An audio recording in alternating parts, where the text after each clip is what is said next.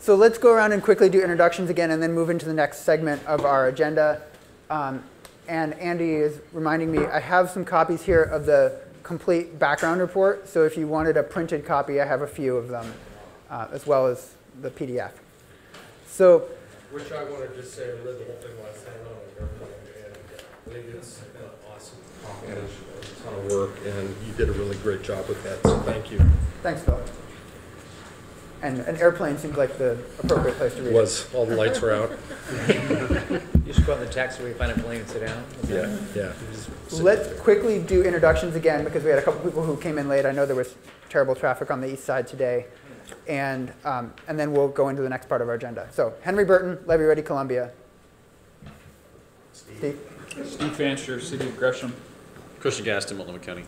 Reed Wagner, Drainage Districts. Ray Young, Troutdale. Phil Ralston, Port of Portland. Nolan Young, City of Fairview. Valerie Ringgold, Corps of Engineers, Portland District. Nancy Hendrickson, City of Portland, BES, here for Mike Jordan.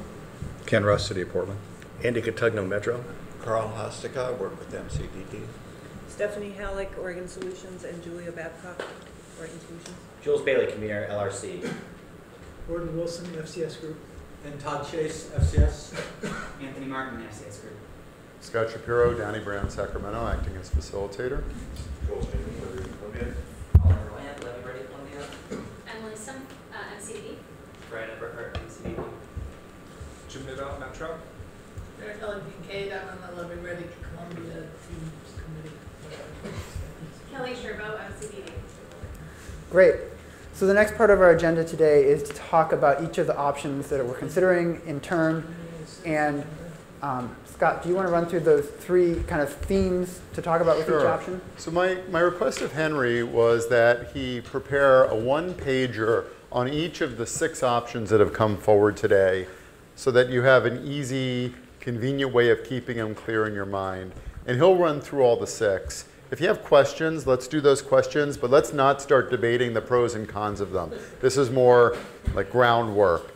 And then once those are out, I thought we might talk about some philosophical differences between them. You've got the centralized versus decentralized model, which respect different ones that are in the options.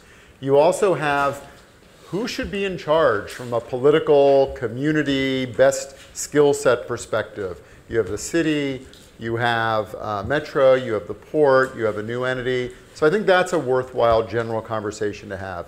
And then they're starting to plug back in what we just heard from FCS, which is which of those models might work best in light of some of the financial things we're talking about. And I think if we have those 3 generalized conversations, it might help us start to narrow in. At some point, I'm going to ask you to do an anonymous straw poll. I brought ballots with me. And we're going to try to narrow from 6 down to a smaller range of actually viable options. When we get to that, I want to make sure you understand the poll is not determinative of anything. Because the poll might say that everyone thinks the best option is option 14, except 14 politically would never happen. So we're going to use it to try to narrow and understand where there's support and where there isn't support, and then we'll have substantive conversations afterwards. So with that, Henry, can you run through the 6? Yeah.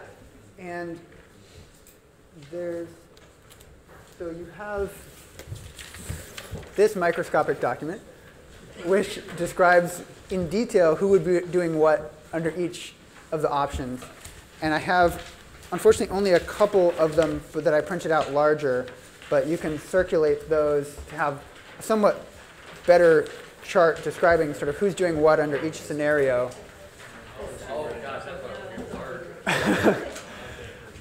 But I tried to create some visual aids that would clarify for folks what we're talking about here. Scott requested a visual diagram, and so this is what I came up with. So let's start with option 1. Basically, I think there's 3 big elements of each option. Who's funding it? Who's setting the policy in charge of certification?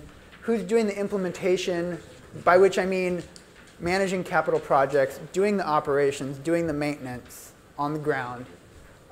Basically, like who's out fixing a pump station, who's out moving dirt on the levees or mowing the levee, and then compliance with the rehabilitation and inspection program. those go together closely because rehabilitation and inspection is an operations and maintenance focused program. So in this city leadership model, we have Portland ratepayers paying rates to BES, and then the other 3 cities, through some kind of IGA, contributing funds to BES through a cost-sharing agreement. And I think it would depend on these IGAs, but probably each of those cities could determine within its boundaries how to then allocate those costs to their own ratepayers. BES is the center of everything in this model.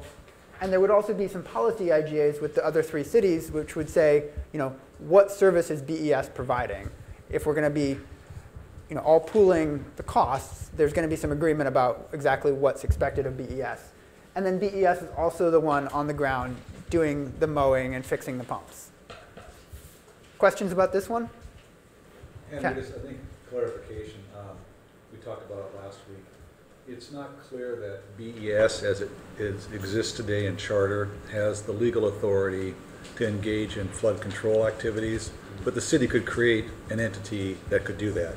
And basically BES would be the manager of it. So it could be, it's a kind of a distinction maybe without a difference, but I just wanted to point out that, that there would probably be the creation of a new city entity that would be then managed, use BES staff to manage that. When we have that model right now for the Portland Hydro project, the hydroelectric project, where we have the Water Bureau actually manages it, but it's a separate entity that was created for that purpose because the Water Bureau does not have the legal authority to operate hydroelectric generating facilities on the water system. So just a distinction. Right. And that has to do with segregating out utility rates for specific purposes. That stormwater rates are for stormwater and sewer systems, and so this would probably be a separate utility with its own rates for its own purpose. Carl, you had a question? Yeah. Is this envisaged as 4 different IGAs, Fairview, Gresham, Troutdale, with the city of Portland? And if it is, what happens if one of the other cities decides they don't want to do it? So I think the nature of those IGAs is the huge question mark on this proposal. It's not really fair to call it a detail because it's in the center of everything. And I think we would have to have some pretty strong commitment from each of the cities that they were going to move forward with an IGA for this to be a viable option. Does anyone else have a comment on that? Just that, you can only count on so many years in the future for commitment when it comes to political wins. So my sense is this issue is one of the issues that you will think about in the straw poll of whether you like this or not, because if you think the IGAs are going to work, this could be a great plan. If you're concerned about whether they're going to work, that is a potential hurdle for this particular option. Any other big picture? Just to be clarified, this is not the cities getting together to do an IGA to create a new entity. That's correct. Okay. This is the city saying Portland yes, you're takes best positioned to do this. We want you to do this, and you have our financial and moral and policy and legal support in doing it. Scott, you've seen a bunch of models implemented, managed. What do you see in this? I want to hold off on answering that because I want to get them all up. Okay, right? fair enough. Because what I'm hoping is we're going to have our big policy conversations and we're going to instantly narrow from 6 to some smaller group and not have extensive debates about each one. So let's talk bigger picture if we can. So I'm going to move this down, and Henry, I'm going to ask you to present the next one. Can I ask a couple questions? I guess, so would BES be able to make decisions, and especially funding related for the city, or would that require, because they're a department within the city, right? So would they be able to, say, enter into an agreement with the Corps of Engineers to improve the levees? Or would that, would they have to go to a council and do that kind of thing? Yes. So they would have to go to council and get approval for any kind of IGA. Mm-hmm. And because we'd be dealing with 4 cities in this model, most things would probably require the approval of 4 councils. And would they be able to acquire, we had this conversation right before the break, but acquire and condemn properties, that kind of thing? Can. Okay. The city can do that, right? Yeah. Oh, yeah.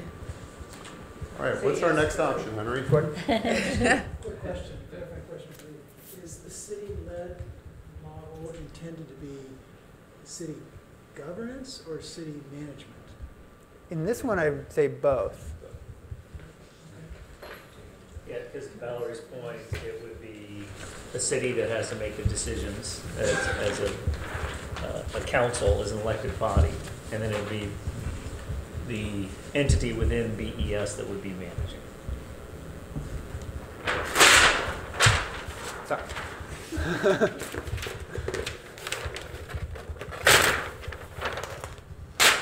Okay. Very dramatic way to go the next time. Drum roll, please. So our next option is number 4, because we're skipping over a couple. Last week in our committee discussion, we eliminated some of the options that we felt were less viable, either because of organizational issues or political issues. And so next one is number 4. This is the first of the ones that involve Metro. And this is a decentralized model where essentially Metro is serving in a funding and policy-making role, but then providing funds and direction to the drainage districts to go out and do the implementation. So you have funding from ratepayers or taxpayers across the Metro jurisdiction, providing funds to Metro, which sets policy priorities, including what level of flood protection or flood risk reduction do we expect, and what infrastructure projects are we going to prioritize to get there. And then Metro sends that funding and policy direction down to the drainage districts, who will go out and procure a contractor to move dirt on the levees, and who will mow the levees, and who will replace a pump station. At the same time, the drainage districts, since they still exist, have their own assessments to landowners in the managed floodplain. And so this would allow you to recover some of the cost in the managed floodplain directly from the assessments. So that you have 2 different revenue streams and 2 different managing agencies in this model. Questions on this model? So you'd have IGAs between Metro and the drainage districts. So I mean, sort of like the first one, we don't get out of the IGA trap. Right. You don't entirely eliminate IGAs. And I should say that in this model that still involves the drainage districts, we would hope for and aim for consolidation of the 4 drainage districts, so that you would have only one entity in charge of the managed floodplain area. That would, in itself, considerably simplify the administration and the counting. And Henry, from Oh, you're right, sorry.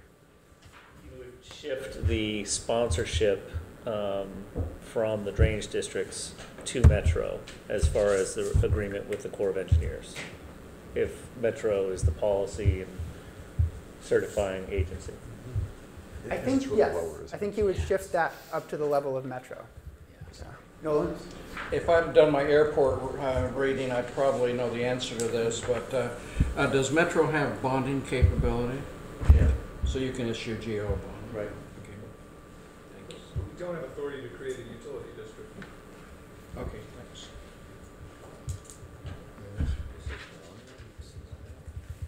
Any other questions on this one?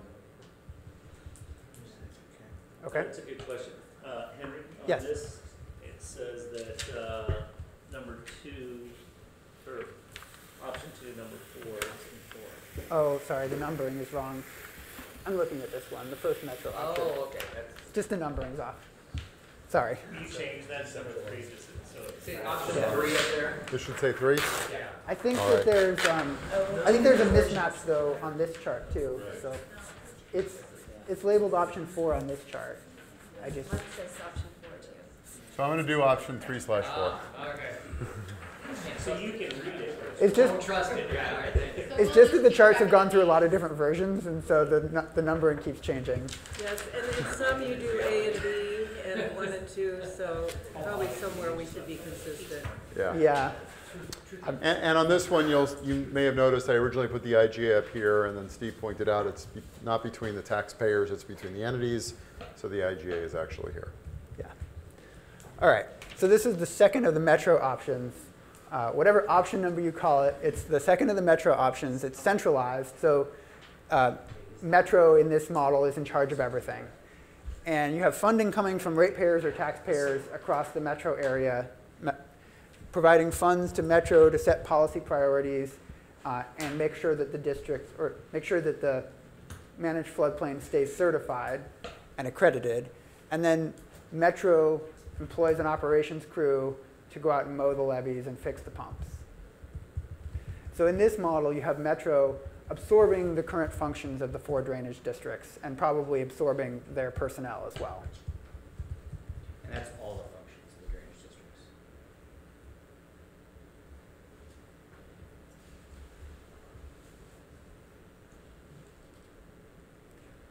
No IGA required.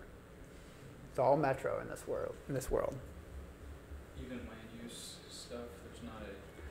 So in, I think, all of the options we have on the table, land use, zoning, and permitting stays at the city level. So we're still going to have issues under any of these scenarios where the entity in charge of managing the floodplain has to coordinate on land use policy with the cities.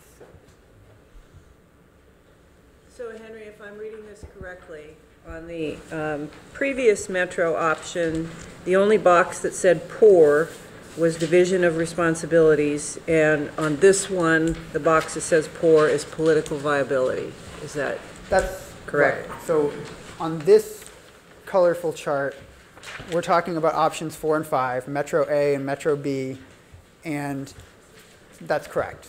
We trade simplicity of the division of responsibilities for a more difficult political challenge in this world. And these rankings, or this was generated by the governance subcommittee, for anybody who doesn't know that. Yeah.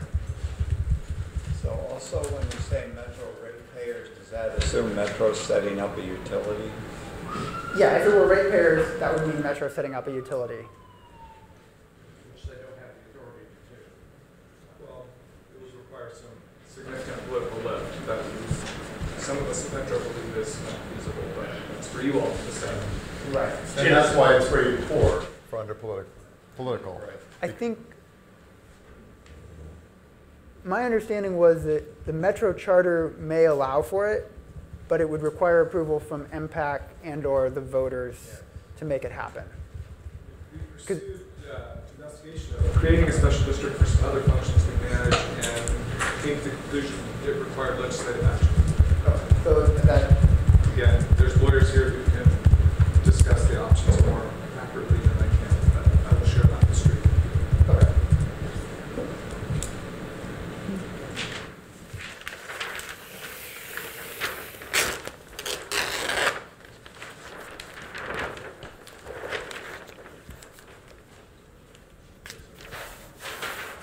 Now we have 2 different options that involve the port, and I think I'll put them up side by side.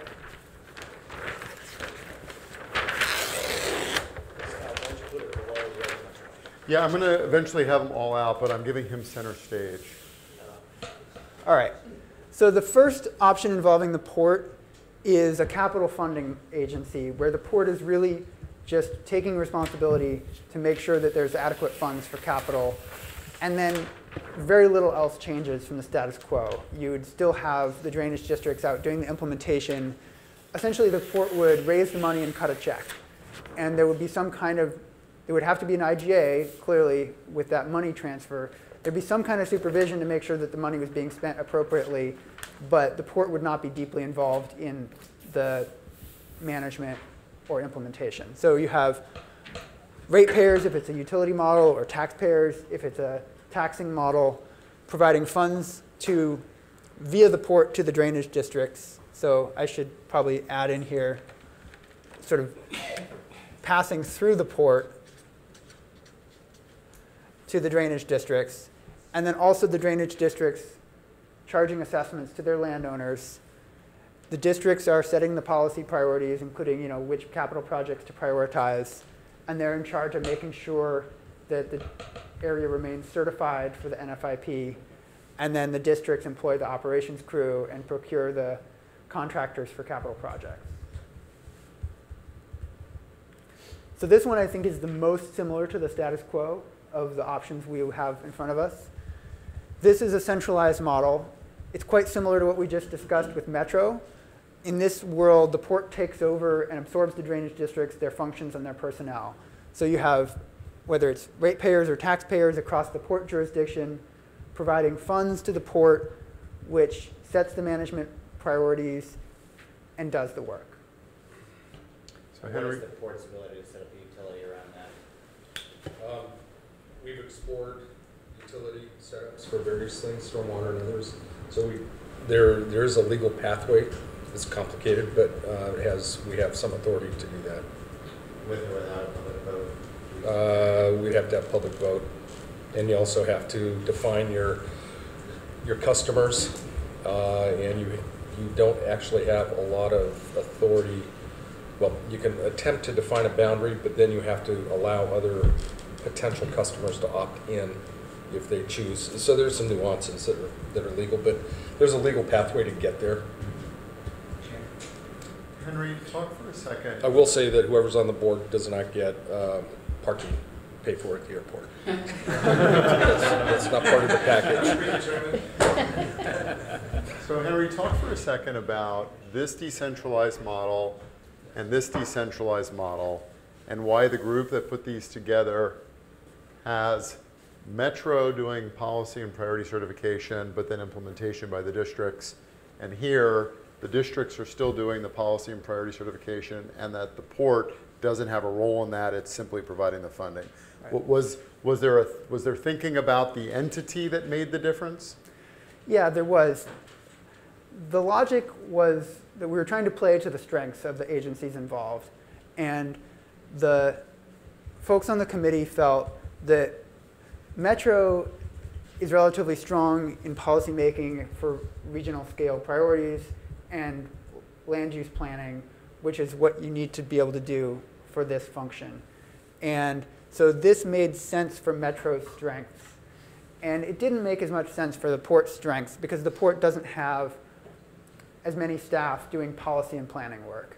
And so the port is good at raising money, and that seemed like a natural fit. Okay.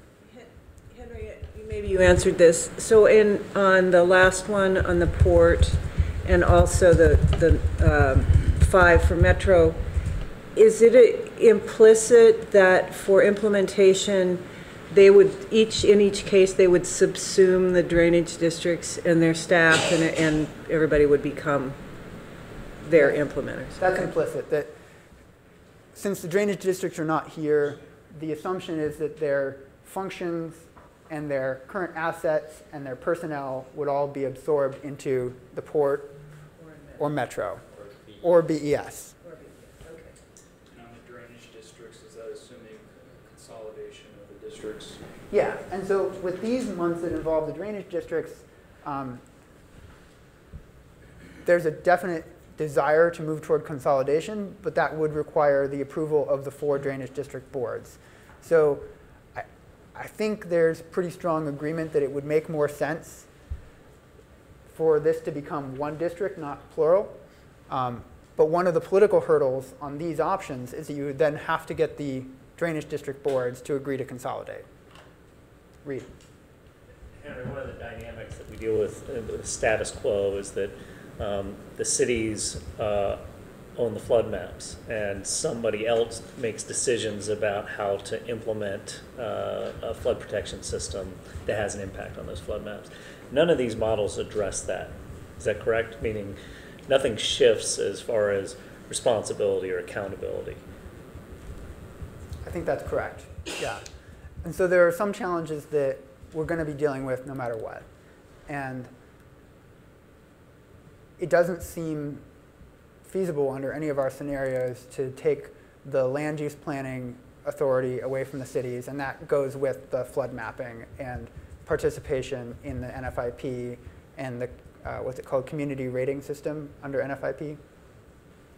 Having said that, of all of them, option 5 is probably the one that's closest to what you raise, because of everybody on the board, Metro is best able to interact with the cities to coordinate and be collaborative in the relationship between the structures on the ground and the mapping. And Metro is the only, this option 5 is the only one where Metro is by itself on the bottom.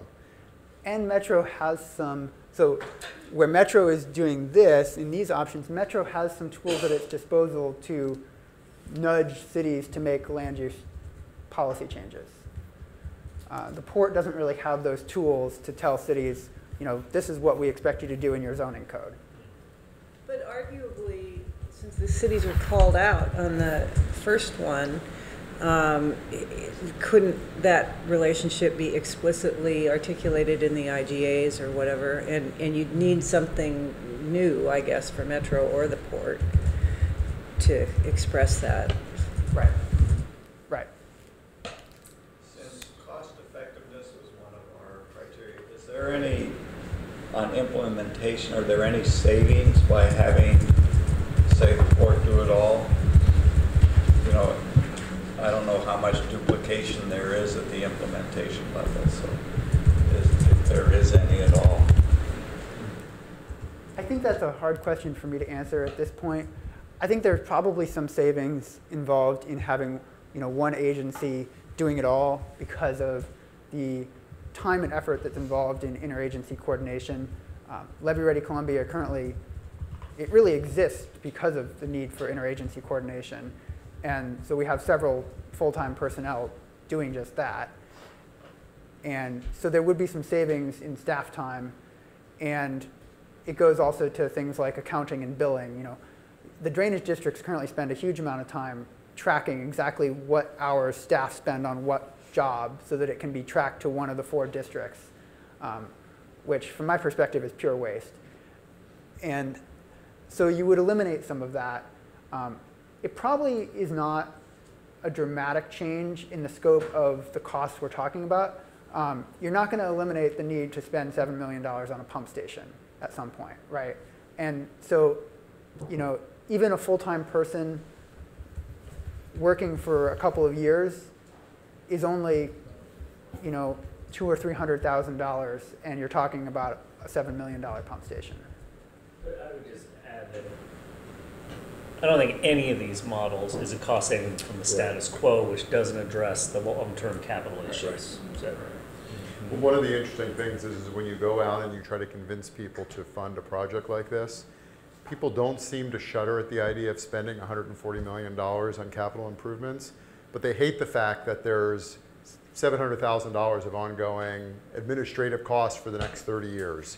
And the reality is the biggest area you can have an impact through centralization is the ongoing costs, the ongoing administrative costs. Because they're going to be pretty similar in the short term, but in the long term, this model is going to be more expensive than this model, just like this model is going to be more expensive than this model. Just to channel Michael Jordan at a previous meeting, I think there are some union issues between if BES is doing it or the port's doing it, and the drainage districts seem to be pretty efficient as it is now. I'm just throwing that out there. He brought that up earlier. yeah, that's good. That also assumes that a consolidated drainage district wouldn't start being a union organization, which you just don't know as it gets larger and has a bigger function. You talked a little bit about the differences in cost. In thinking about benefits, for those that are familiar with the Measure 5 details, just question, not a leading question, is there any ability in one of these options to better relate benefits back to a potential charge to better make that case? I could see advantages potentially in each of them in doing that. Is that a difference between these?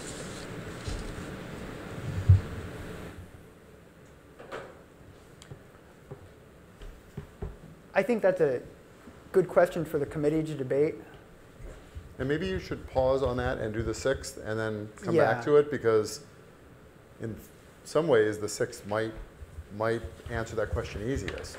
And if the legislature creates an entity that's specifically to do something, then in theory, the charges should really easily align with what they're trying to do.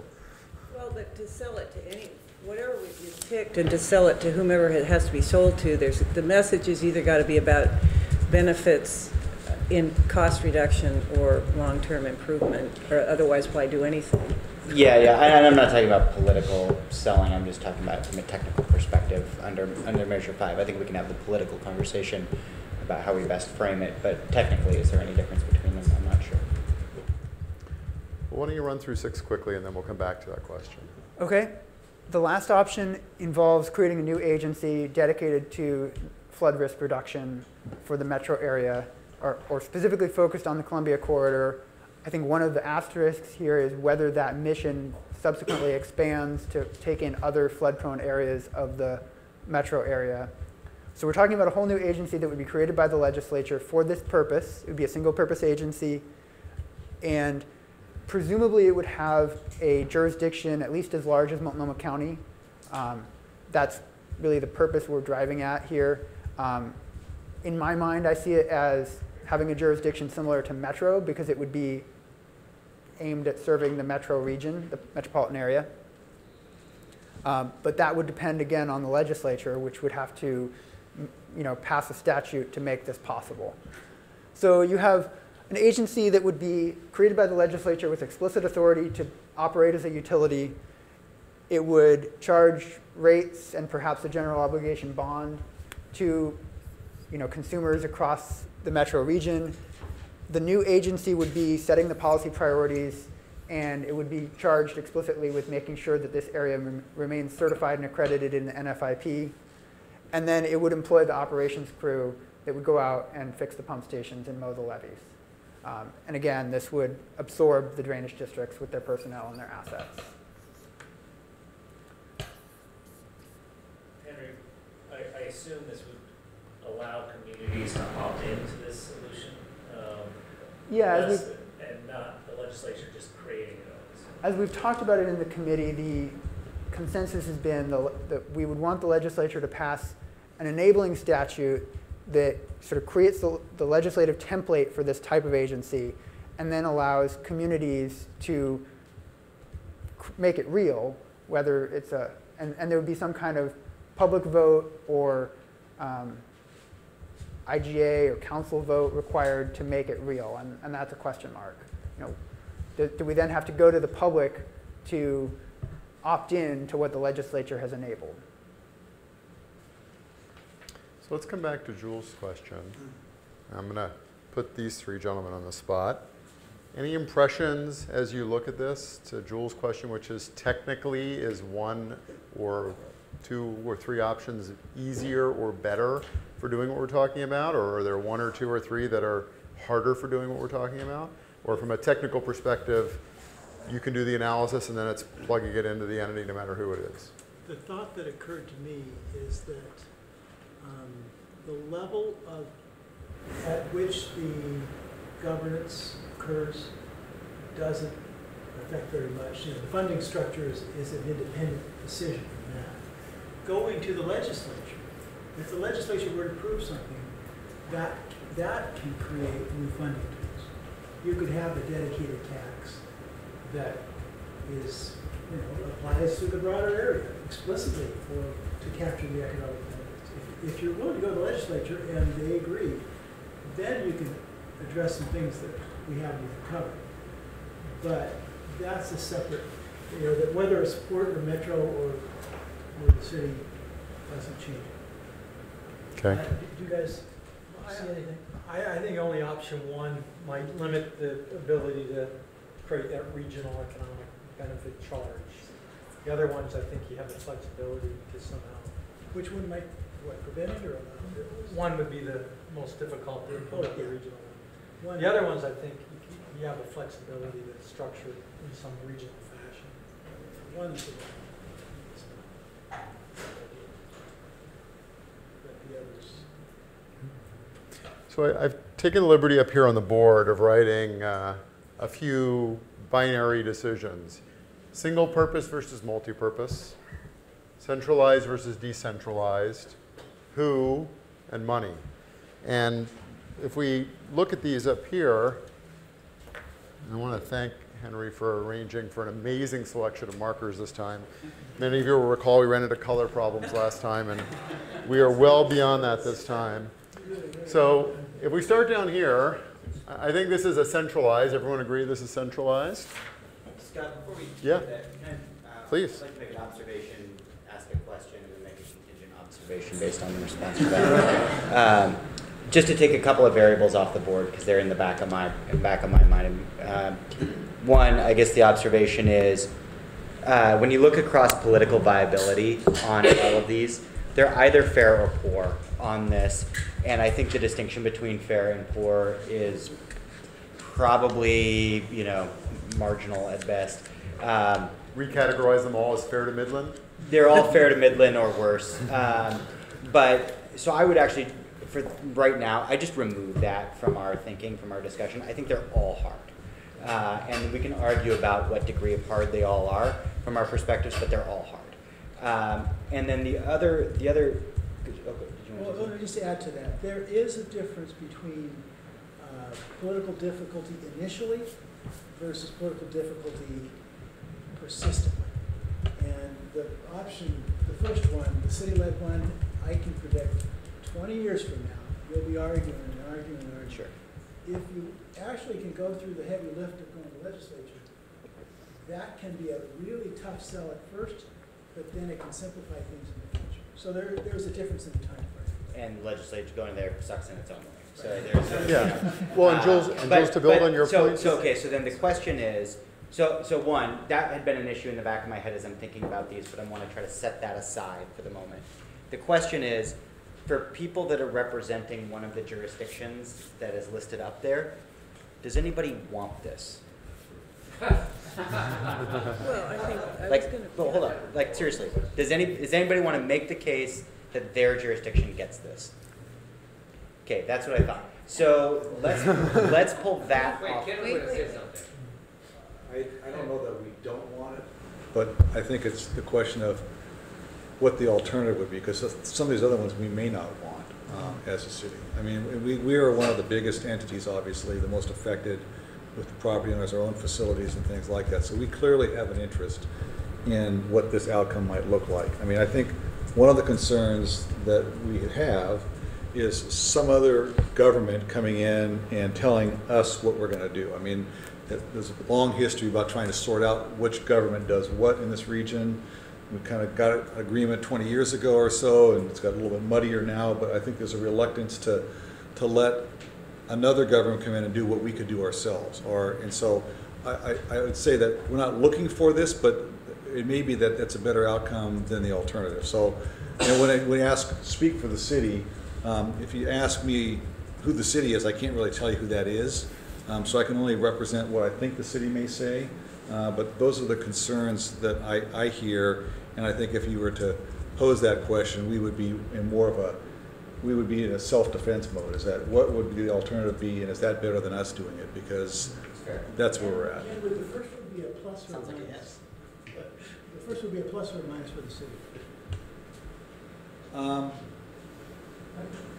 Maybe a neutral. I don't know if it's a plus or a minus. I would predict it as a minus because it kind of puts all the political onus on a subset.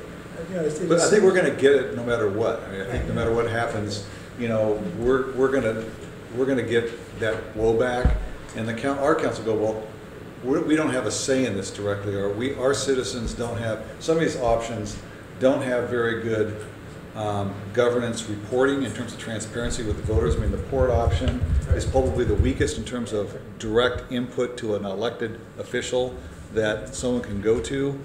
And so if we end up with our citizens, our taxpayers, feeling that they don't have recourse against something that's being done to them, I think that's a real weakness, and our elected officials are going to react to that. And we're going to get blamed for it, even if it makes a really good idea. It makes really good sense for the region. So I think that's part of the tension that we're going to struggle with. That's fair. Before we got into it real fast, the problem is that the opposite for Gresham, Fairview, and Trentvale, our citizens, I'll speak for as long as I say, heck no, is City of Portland going to tell us what to do with our levies, because we already don't like the City of Portland. I'm just not personally, but I'm talking my governance people. That's what I'm predicting. Yeah. You just become a bad guy. I like you, kid. Nothing personal. No, I know. I don't disagree, and that's the big fear. I think is And that's its big weakness, is that IGA piece and being able to consistently develop. Even if we could get agreement once, you could always fracture. And you know, the last time the region went together to do something big probably was, you know, coming up on 30 years ago with mid-county sewers. I mean, Gresham and Portland at that time, it didn't include so many, Fairview and Trout, did get together on a really complex problem and worked it out. But there's not a good track record, and this one is a lot different, and it's much more diffused and complex. And you know, I don't dismiss at all those issues, and that's its biggest weakness, is that long-term governance is really difficult to maintain that. And we've talked a lot in this room about if we're building a model that's dependent on the people in the room being able to reach agreement, that's not a good model, because when these people change, what was workable becomes unworkable, and we're stuck again. Can I just ask, in a worst case scenario where the city of Portland is unable to get IGAs, the ultimate cost burden would be bared entirely by the city? Is that correct for option one? Am I understanding that right? I would say option one probably has a implementation phase of a year or two where the 4 cities try to work out those IGAs. If they fail to reach an agreement on the IGAs, we fall back on the status quo. So Henry, can I ask a question just to follow up on that? Did you, if that's what happens in that case, did you talk about if it's decided to go to the legislature, if that fails, is the fallback status quo, or is the fallback part of this process to define one of the others as the fallback? What is the fallback, no matter which one we pick? Is it status quo?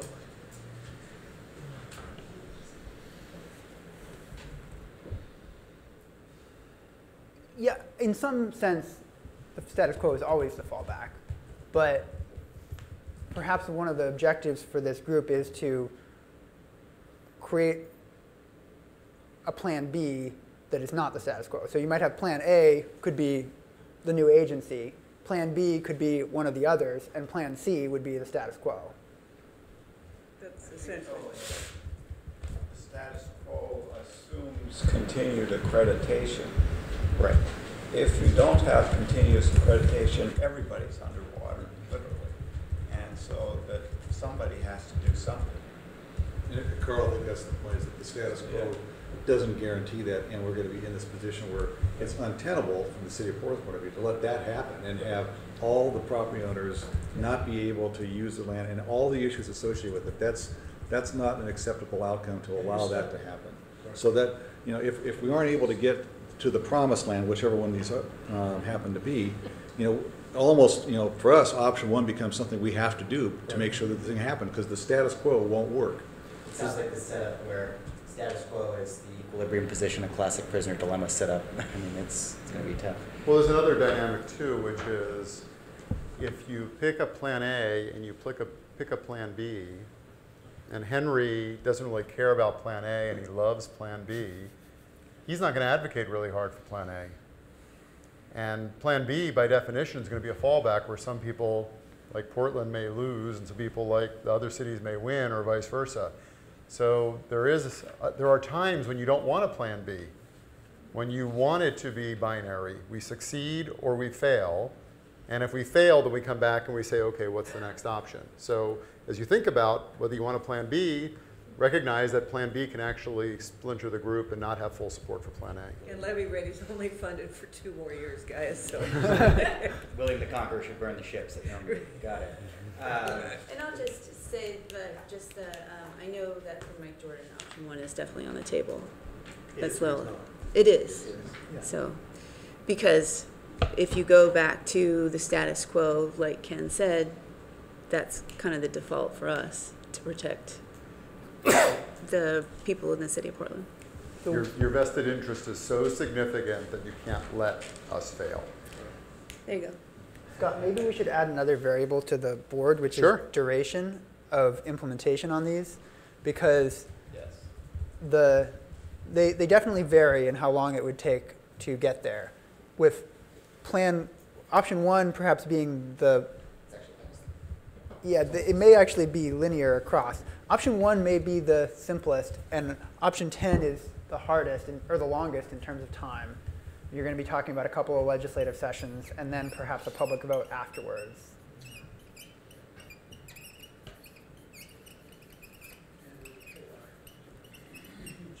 Bill? Yeah, Jules, really option 3 to 8 are just using existing public entities. I mean, it almost doesn't matter. And the county has been taken off the table, but that's a lot of political viability. And if we aren't really dealing with political viability at this point for this particular discussion, I kind of, in my own head, the county keeps popping back in as an entity that has authorities and functions just like some of these others do. So I'm just kind of revealing how I'm thinking about this. 3, 5, 7, and 8, and then plus county are all just use existing structures. And to differentiate between those at this point, to your point about political viability, there's really not much difference. 3, 5, 7, 8 plus the county. To me, there's not a lot of difference there. It's either decentralized or centralized. So, well, so maybe that's where we start. Maybe we should have the conversation: decentralized or centralized, decentralized or centralized, or for county, decentralized or centralized. Because if the group can kind of agree on decentralized or centralized, 2 options come off the board right away, and then it's easier to talk about what we're talking about. I had a quick question. I may have missed it. Did any of these not include a public vote? In other words, is a public vote required for any of these options, for all of these options, for the rates to change? So option 1 does not require a public vote, okay, unless either the councilors want a public vote or somebody goes to the trouble of collecting signatures and referring it to the ballot. Options 3 and the metro options would require either a public vote or approval by MPAC. Options 7 and 8 with the port, I don't believe require a public vote. No, just commission action. Yeah. And the last one might or might not. Might or might not. But I don't know if you've ever had the experience that you have a job opening in your organization and you're thinking about who might fill that position. And you're sitting around in a room and so-and-so says, oh, you know, Bob Jones would be great for that. And then someone else says, yeah, but Bob Jones would never want that. And then you take Bob Jones off the list based on your own belief that Bob wouldn't want it. I just want to make sure that we don't take stuff off the list too prematurely. We're not trying to, we have to think about the next year or two, but we're trying to come up with 50 years here. And so the political viability issue, which I guess is why the county is kind of back on your list, at least, Phil, is, well, that's a short-term political viability. What do we want? What does this region deserve? I want us to think about that. At the same time, we think about, does it require a public vote or not? I think I cut off a question from, yeah, Andy. Yeah, I'm trying to see how what we articulated at the last meeting as the building block pieces fit into this. And they don't necessarily fit into this yet. The 3 pieces that we've identified are, first, the consolidation and the efficiencies, and it seems like you could do that through agreement of the existing drainage district. So that allows you to convert, I think, to a utility-based approach that's not part of the compression, and deal with inequities in assessments across the district, and the inefficiencies of having multiple districts.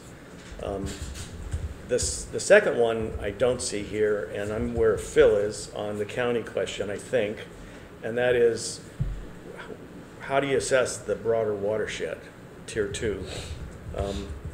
If it's the Metro A option or the Metro B option, we would need to get the authority to create a utility that could in turn have a Tier 1 rate structure inside the flood protected area and a Tier 2 rate structure for the contributing watershed.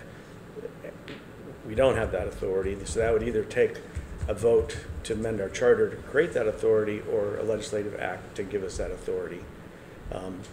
And so I'm wondering, I think the county has that authority. It can all be delegated to the newly created district, but the formation seems like it fits well within existing county authority.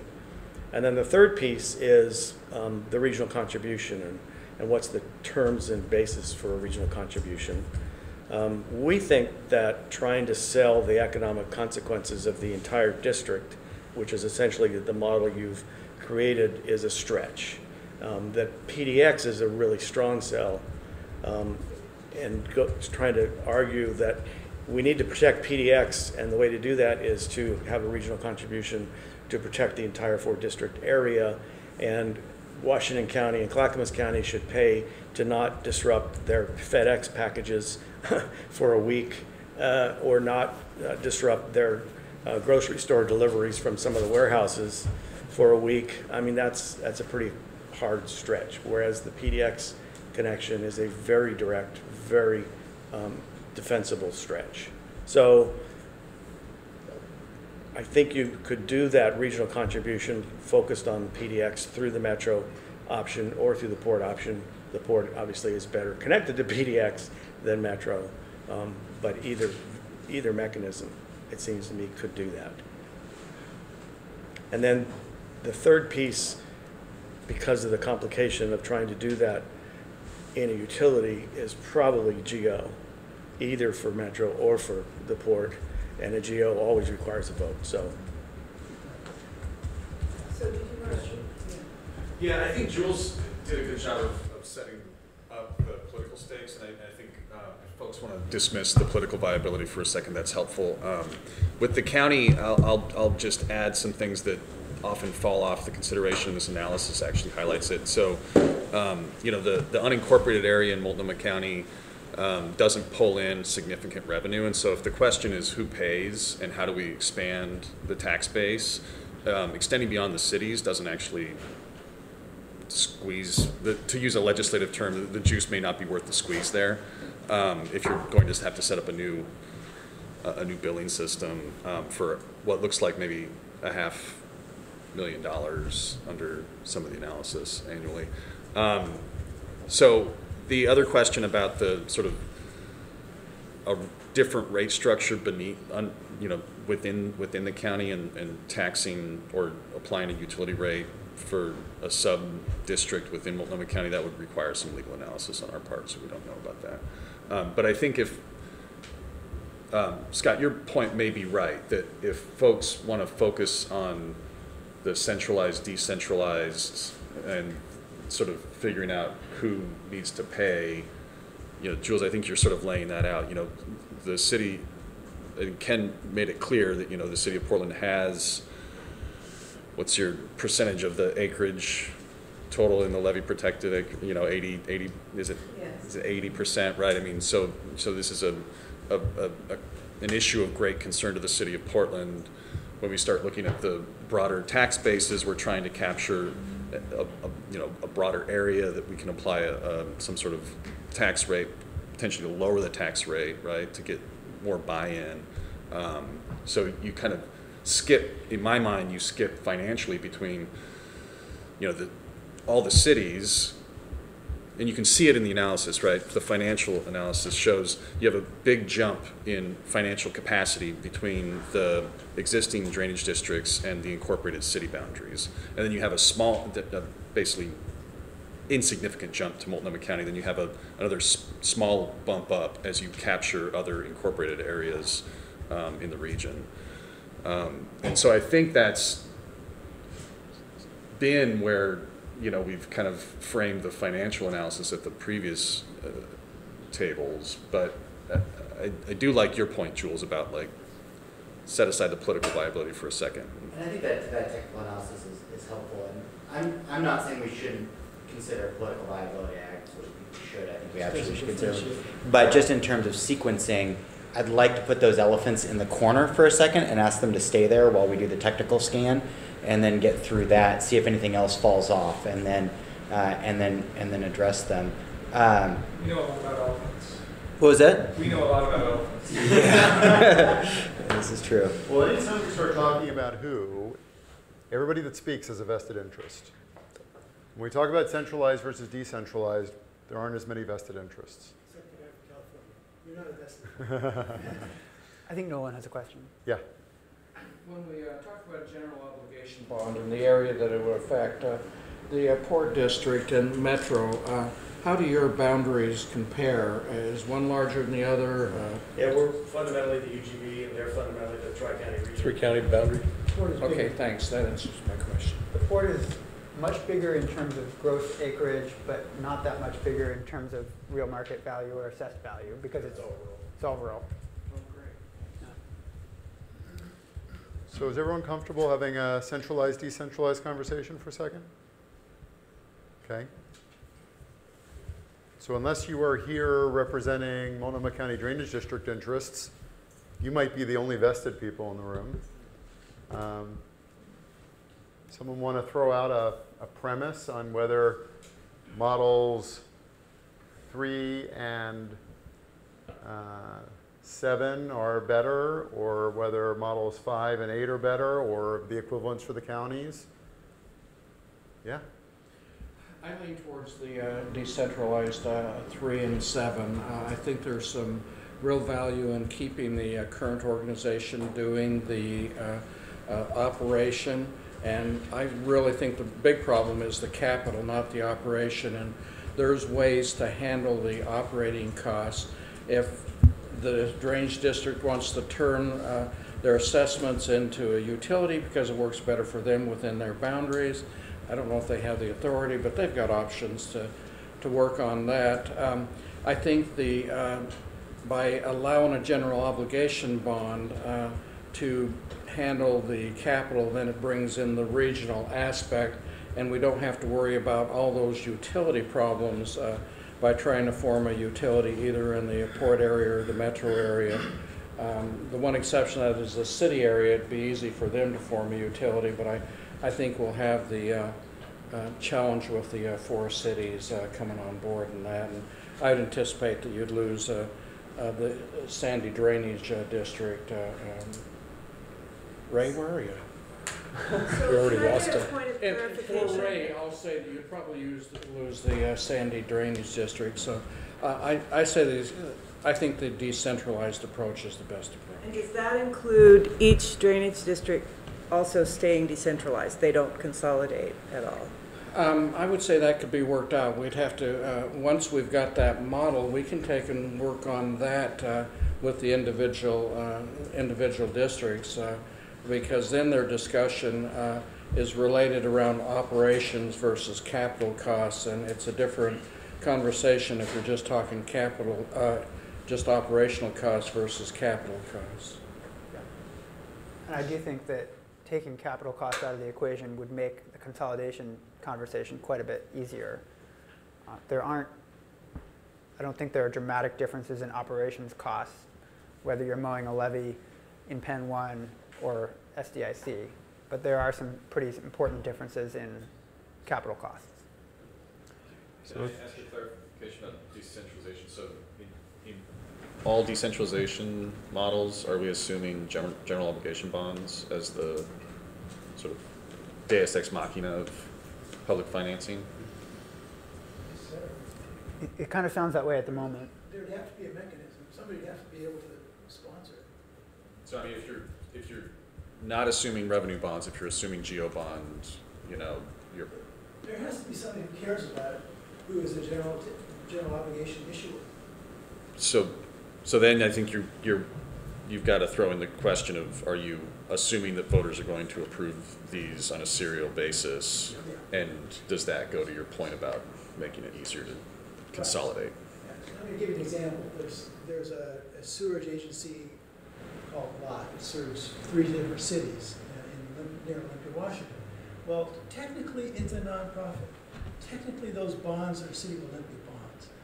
But Levee has its own board of directors. It's representation from all 3 cities. It's, they think of themselves as a separate entity. They're a collective. But the technicality doesn't matter. But there has to be somebody who is the issuing agent in the city, even if it's a partnership. If you're going to have geo bonds. So who in the room would care to articulate a different position, that decentralization is not the way to go? Ken? Well, I would take the counterpoint, not because I want to argue with Nolan, but I think you set it up, what's the right thing for the next 50 years? And yeah, the decentralized structure we could kind of sort of make. It's got its own little creakiness. It's got some things that we know don't work very well, and we think we can get around that by having someone else come to the rescue and do the capital financing, and that the rest of the O&M stuff at this point in time and going forward is always going to be okay. I don't think that for the next 50 years I'd be willing to take that bet that there's not going to be some changes that don't make that model really unworkable and put us right back at the table. I'd rather, so for that point of view, if we're going to take and lift something up and solve this problem, I'd like to know that what we've ideally did is we solved it in a way that gives us the best chance for it to succeed, not just this year or 5 years from now, but 10, 15, 20 years and beyond. That's really what feels like is our charge. Now that's the ideal state. Sometimes you can't always get what you want, so you fall back onto something. But I'm concerned that the model that got us here isn't the model that's going to continue to work going forward. And we're already putting a Band-Aid on it by trying to solve the capital piece. I'm not convinced that long-term the operating piece isn't going to be a problem as well. Yeah, Bill? I'm sorry, go ahead. Well, I'll make a couple of observations about this question. One is that whenever you have more than one agency, you have more administrative costs with interagency coordination and tracking costs, and you have IGAs. So that goes to the sustainability question that Ken was talking about. Whenever you have more than one agency, you're also going to have less accountability because it becomes less clear who's in charge and who's responsible for what. And in models that separate capital from O&M, we may not be able to avoid that if we're talking about geo bonds. But if we're trying to separate capital costs from O&M, we create another problem of determining what exactly is a capital cost. And the districts currently don't really do that in any meaningful way. And so you're going to have to figure out how to define a capital cost. That's not such a big deal if all the money's coming ultimately from the same pool. But it becomes a bigger deal when the money's coming from different people. And it will become, I think, potentially a really important problem with a capital funding model where the money is not only coming from different payers, but through different agencies. Yeah, without getting into the details of it, I do worry. I see the structural advantages of moving from here to there.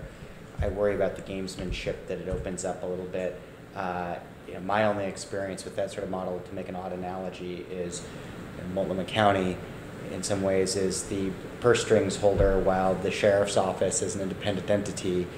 Hasn't always worked out so well, and I worry in the long run about how do we continue to justify to payers into a system, and also the pressure that then puts on that system to then control costs and to manage downstream. I just think there's a lot of back and forth that could potentially happen there, but that's abstract. Bill?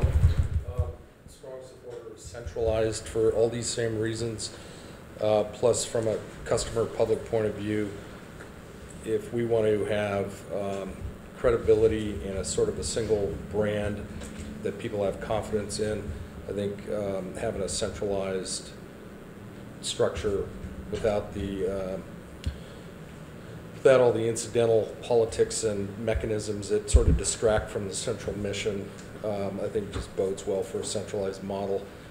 And I'll just tip my hand even stronger that I prefer a new agency for the same purpose, because you can create a single purpose agency with such a tight focus that you can really manage your brand and your credibility out there in the marketplace of governance and kind of civilization, and really have a single focus.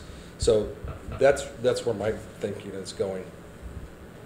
I think it'd be interesting to ask each agency, if you only had a choice, if it was going to be Metro for sure, would you prefer, and ask the Metro folks, would you prefer it be centralized or decentralized, and go through that exercise with each entity and see what you end up with. Sure. Okay. Well, Phil already answered for the port. He would prefer Were you answering, centralized. assuming it was a port charge, though? Yeah, I think if we were going to be put in a position of being accountable to the public for capital financing and being the face of that accountability in the public, we would probably suggest that we take on the full set of responsibilities and have some control over that. Andy? I think they're conferring I see internally. that. So Metro is imposed the responsibility. If it's us, for sure. My hunch is it would be A, because with A, the GO referral is for a very specific set of capital projects. We have the authority to refer it. If the voters vote for it, they vote for it. If they don't, they don't. If it's no, then you move on to Plan B, or you figure out what Plan B is, whichever path we're on. And you have a pretty clear contractual relationship with a reorganized set of drainage districts, as opposed to lock, stock, and barrel bringing it all inside, trying to explain to the rest of the region why are we getting in the flood control business in this one particular area. Much of your answer related to the political piece of it, yes. Explaining to the region, trying to get a voter approved. If we snapped our fingers and none of those problems existed, and you're fast forwarding and Metro has decided to embrace this, do you want to do it alone, or do you want to do it in partnership with the drainage districts where you're giving them money, you're setting budgets, you're negotiating, and they're implementing, and you are working with them on a regular basis? Or do you want it to be a department within where you don't have the extra transactional cost and political issues associated with long-term operation? I think that's the bigger question we're asking now. My point is, we inherently interact with the rest of the region. And what's the perspective of the rest of the region with Metro getting into the drainage business? We partner out a lot of our operational responsibilities already. Okay. And our council's been really clear with us about this. So I think it's a decentralized model. Okay. So the county, you're not on the list, but let's imagine you're up there. Which would the county prefer, centralized or decentralized? We would never take on the responsibility of things that we don't own. So it would have to be centralized. It would have to be, we'd take everything in-house. The whole system would be reorchestrated. We'd have to resolve, the relationship with the city of Portland, which has always been the big kind of logical break point for me. I don't know how you slice up what BES does and what this new county department would do.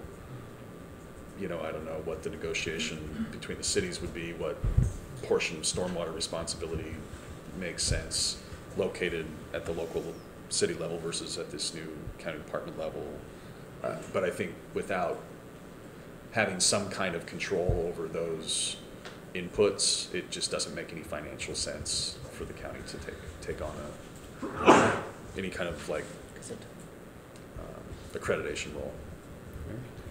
And I think that's the same logic for the cities, which is why we have a centralized model here for the cities. Is that right? I think that's why we didn't put a decentralized city model up here. So it sounds like the weight of the room is centralization, with the exception that in light of Metro's existing relationships working throughout the region and the fact that it already contracts a lot of services to others, it would be logical for you to be a decentralized model if Metro was in charge. Is that fair? Yes, especially in a model where our involvement is tied to capital, and capital is a very specific thing that you can describe and potentially get the support of the rest of the region. And because the instrument requires a vote anyway, you have to get the support of the rest of the region. Is option 5 Metro B that Metro only takes care of the capital, or is it that they take care of everything? Everything. And Yeah. Phil, what did you say? No, I think option B is where that takes care of all. Right. And in order to do that, we have to get the authority to create a utility in order to form that sub-district to have just that sub-district be the payers for the operating costs.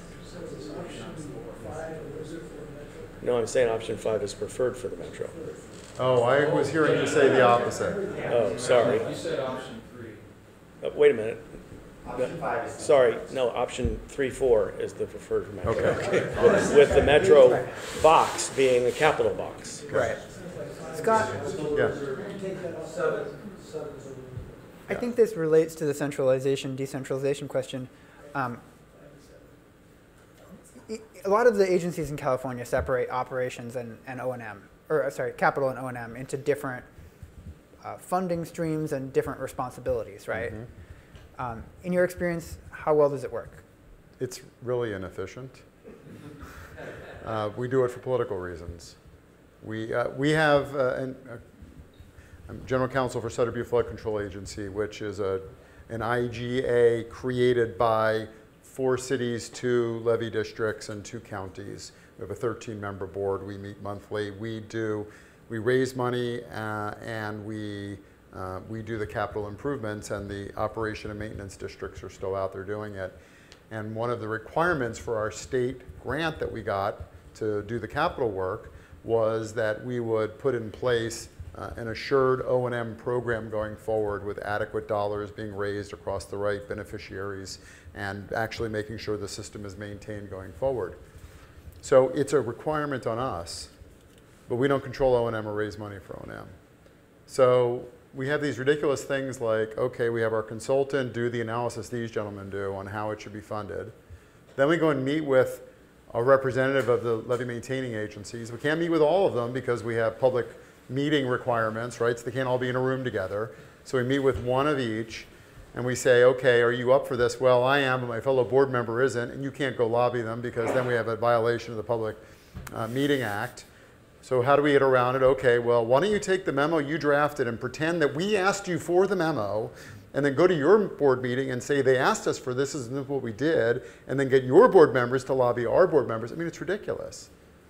It's ridiculous. But the one advantage is mom and pop landowner are more connected to their local board members.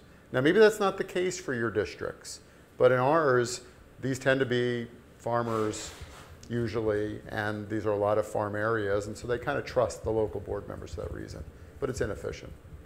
So I'm not taking anything off, to be clear, but what I'm kind of hearing is that this and this are lesser options for at least the port as to this one and metro as to this one. Anyone? Can I ask yeah. a question? If, just because I think we'll have to answer this at some point, if we're all kind of leaning towards centralized right now, what is the was the rationale? And the county says centralized is the only way it would work for them. What was the rationale for the county dropping off, just briefly, because somebody will ask that. You're essentially creating an agency, parking it at Multnomah County, and then you have to resolve the historical, I mean, the assets that are owned by the cities and the drainage districts. I mean, the Multnomah County plays a virtually zero role in this world today. And so if you're, so the logic puzzle is we're going to an entity that plays no role in this today, and then we're gaining such a small sliver of assessed value in doing so. Why would you, and then on top of that, either you kind of have these difficult conversations with all the cities to slice and dice their authorities and their assets and park it at the county, or else the county then engages this IGA process with all the cities to sort of, again, create, you know, it almost gets to the point where you're just sort of running through a legal fiction to gain sort of an operation, you know, sort of a legal authority for establishing a utility district. It's one of those things where, you know, if this was 35 years ago and the Mid-County Sewer Project actually said, hey, let's go deeper and start to look at flood control or something, maybe region would have made a different decision instead of shifting away from the county being involved in this. Maybe it would have, I mean, in Washington County you have Clean Water Services, right, where you have a consolidated system at the county level. And so it's sort of it's a little bit of a quirk of history that we're in this situation. Yeah, it gives you some good legal tools, but it gives you a lot of political challenges, and it doesn't play to the strengths of any existing agency. So it didn't seem to work well in terms of division of responsibilities. I mean, although it's been kind of run over a bit, Resolution A tried to determine what the city's role is going to be in terms of providing services, and what the county's role is going to be in terms of providing services. And the urban services that the city has taken on, you know, make sense in terms of water, sewer, planning streets, you know, and flood control would be more of a logical extension of that. For the county to step into that, it'd be like, it's like, why would we do that? We have no experience, capacity, interest, and have, by Resolution A, have said that's not the kind of business we're going to be in. We're going to be in the health and human services and public safety related pieces of providing governance. And so that's, I think it'd be a hard 180 on that, even though Resolution A is kind of a distant memory with a lot of people. It still has framed a lot of the way in which we work. Are any of those Multnomah County issues that you identified, are any of those unique to Multnomah County, or do those also apply to the port and metro? Well, so that you get I think some of them are unique to Multnomah County. Some of them apply across the board because you're trying to essentially stand up a new agency, whether it's centralized or decentralized, at a place that doesn't actually have any connection to the work currently.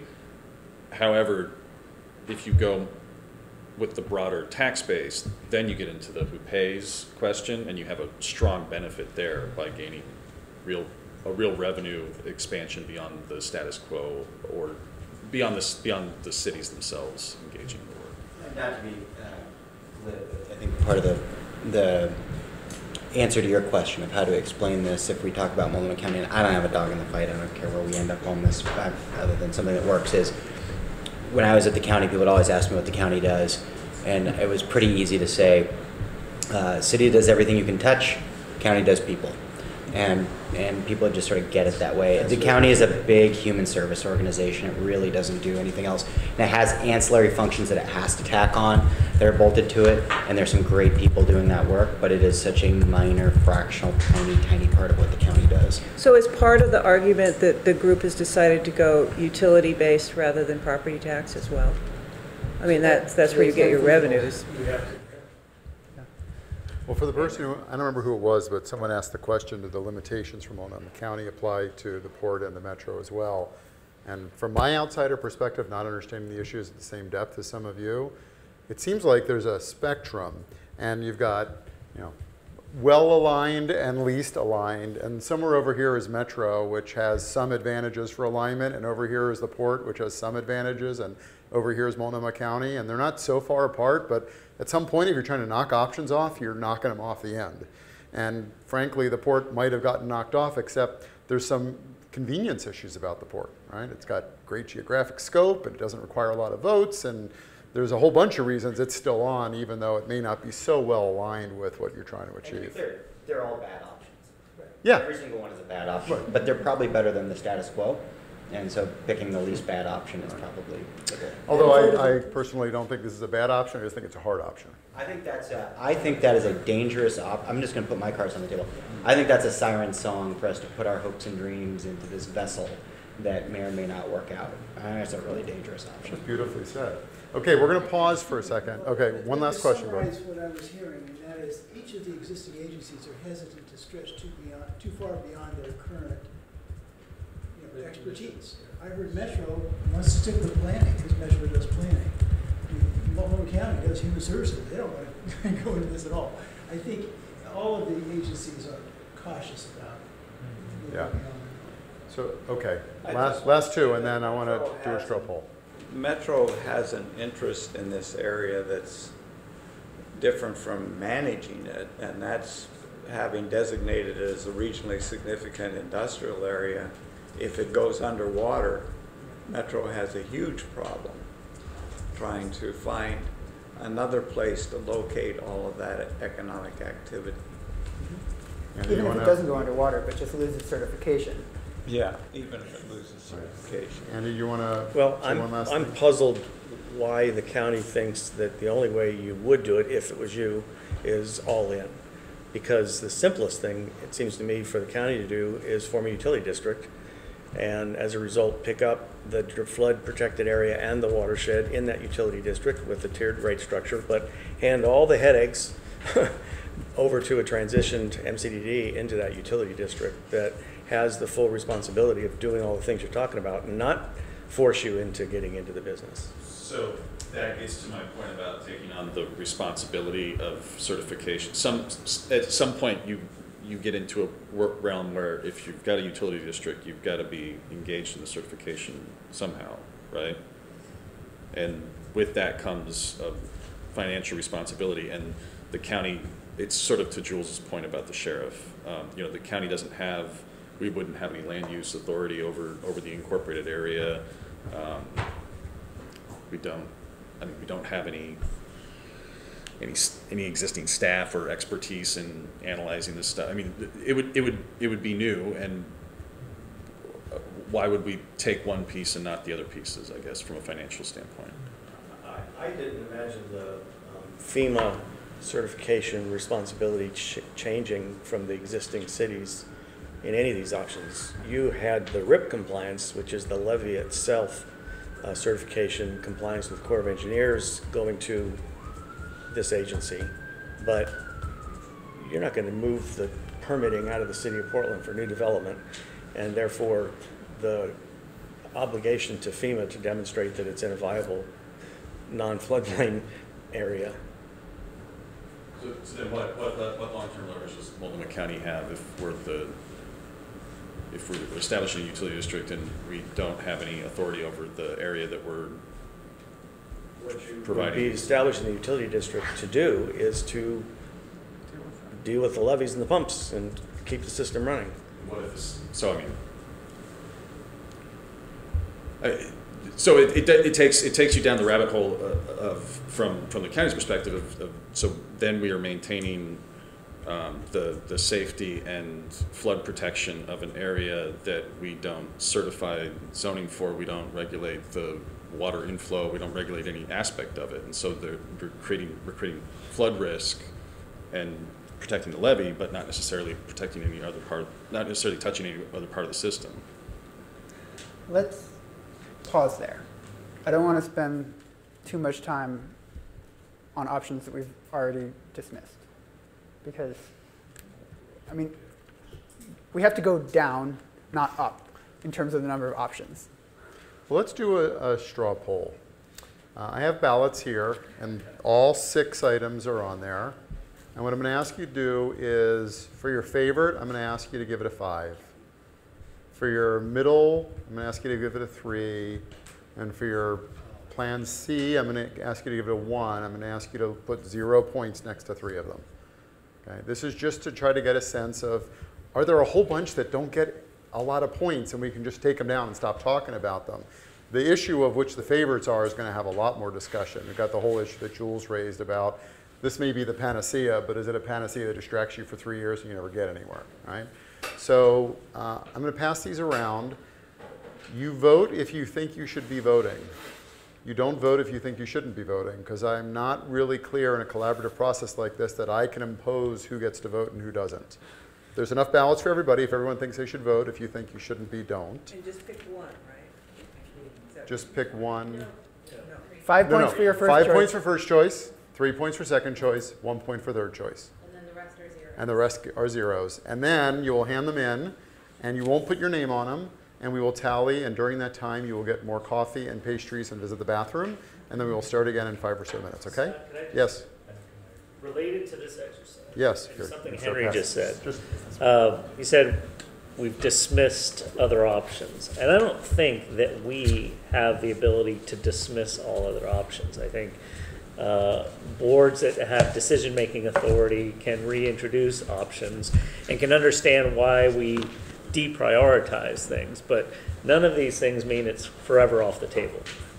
We in agreement with that? Yeah, I think that's right. I mean, Okay. we've said that when we go to the project team, we will give them the list of the 10 options that we are considering, but we need to make a recommendation. So we're going to give them a list of, 1 to 3 recommended options and all the other non-recommended.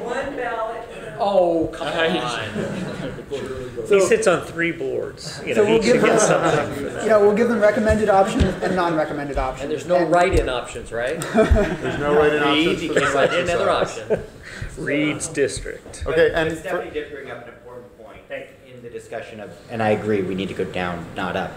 But her point, which she whispered to me and I thought was good, was on November 3rd, when the principals get together and the elected officials get together, they can ask any question they want and they can open any box they want to open.